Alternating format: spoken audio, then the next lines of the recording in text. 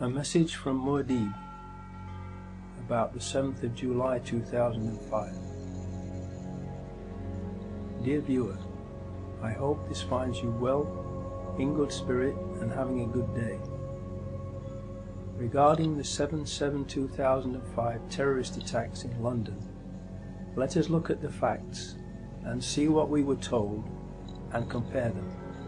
Then, using Occam's razor and common sense, let us see what conclusions are to be drawn, so we can all understand what most likely really did happen that day. First chapter, title, Mock Exercises and Bomb Hoaxes in the Run-Up to 7/7/2005. More than a year before the 7/7/2005 attacks, on the 16th of May 2004, an edition of the BBC One Panorama programme broadcasted a mock exercise imagining what would happen if a terrorist attack was executed in London in the near future, consisting of 3 explosions on tube trains in the London Underground and 1 explosion on a road vehicle. The following excerpt from the BBC programme gives us a good idea of why this programme was made. If there are now bombs going off above ground, in this case a lorry being attacked, it could happen anywhere. So the potential for mass panic across not just the capital but the whole country is very much with us. I think therefore we need to look at more serious measures. We do have reserve powers in effect to take over the BBC if we were to wish to, and to get them to broadcast whatever we wanted them to broadcast. Those powers are there in the Broadcasting Act. My advice to the Prime Minister would be not to use those, but I think we should be talking to the broadcasters about having the Prime Minister on the air very quickly. You wouldn't disagree with that, Michael, at all? No, I entirely agree that the Prime Minister should be out there, and we shouldn't be using the powers to bring in the BBC, but we should certainly be talking to the broadcasters about the way in which the coverage is going to be organised. Please note well that he said the coverage is going to be organised. In other words, he was saying that they would write the script for and then edit and control the media coverage of an event in which there were 3 explosions on London tube trains and 1 on a road vehicle, if such an event were to take place in the near future. The question that begs to be asked is this: was that what they were actually in the process of planning, and precisely the reason for that programme? This is the kind of terrorist attack the government repeatedly says is going to happen. We've been absolutely clear, we can't guarantee that there will never be an attack. It's quite likely that they're planning one now. I am wondering about the purpose and effect of this very programme. This BBC Panorama programme appears to have been used by those behind the 7/7/2005 attack as the means by which the media's response to the attack in the near future was studied, so it could be controlled and directed towards their own ends.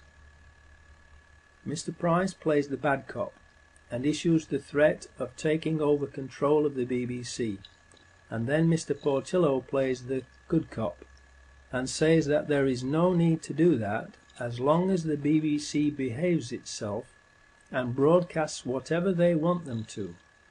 The good cop, bad cop scenario is just theatre, to deceive the viewer.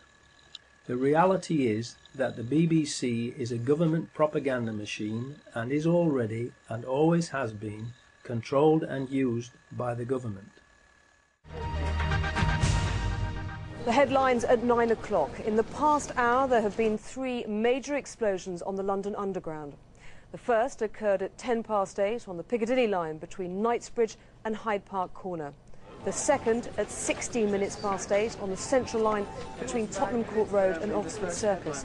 And the third at 8:27 as a train was arriving at Vauxhall Station from Stockwell on the Victoria line.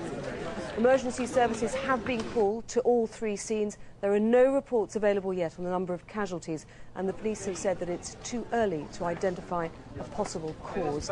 London Underground is now closed, and the police are asking people not to travel. 350,000 people alone are making their way towards the City of London at this point.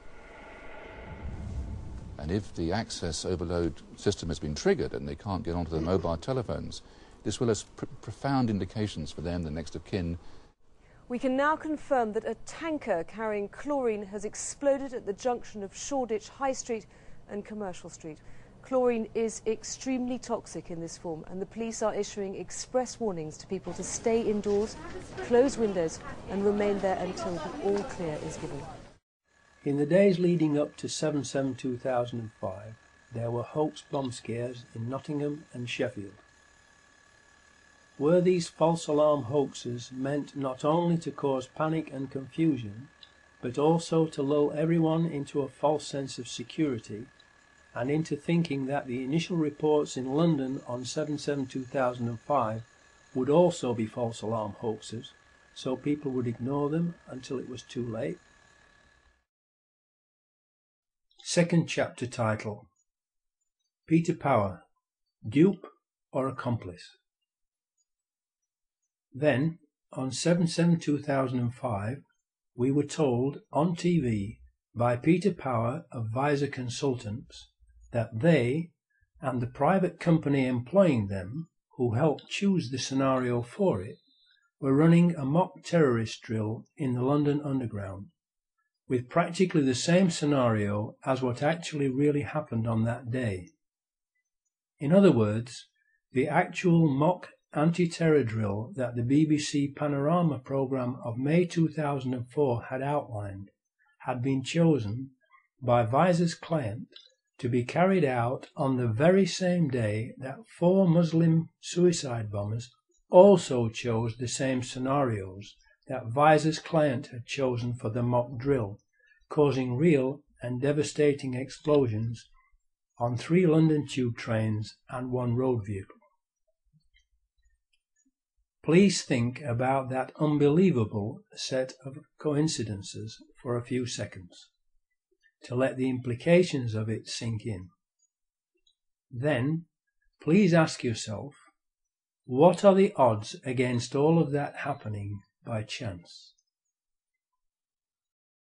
Just to get this right, you were actually working today on an exercise that envisioned virtually this scenario. Almost precisely. I was up until 2 o'clock this morning because it's our job, my own company, Visor Consultants. We specialise in helping people to get their crisis management response. How do you jump from slow time thinking to quick time doing? And we chose a scenario with their assistance which is based on a terrorist attack because they're very close to a property occupied by Jewish businessmen. They're in the city, and there are more American banks in the city than there are in the whole of New York. A logical thing to do. And I've still got the... I was going to say, how extraordinary today must feel for you as it unfolds. In his TV video clip, Peter Power states that their customer helped to choose the exact scenario. I repeat, Visor's customer helped to choose the exact scenario. To this day, Peter Power refuses to publicly identify the customer who chose the exact scenario. Why? The footage of the third chapter title: Foreign Security Firms. Can they be trusted? Verint Systems is the security firm that is responsible for the CCTV surveillance cameras in the London Underground rail network, and it is an Israeli company with approximately 1,000 employees. No CCTV for Muslims boarding the tube trains has been released by Verint, who claim that their cameras were not working. Why? Because the 4 Muslims were not on the tube trains that blew up.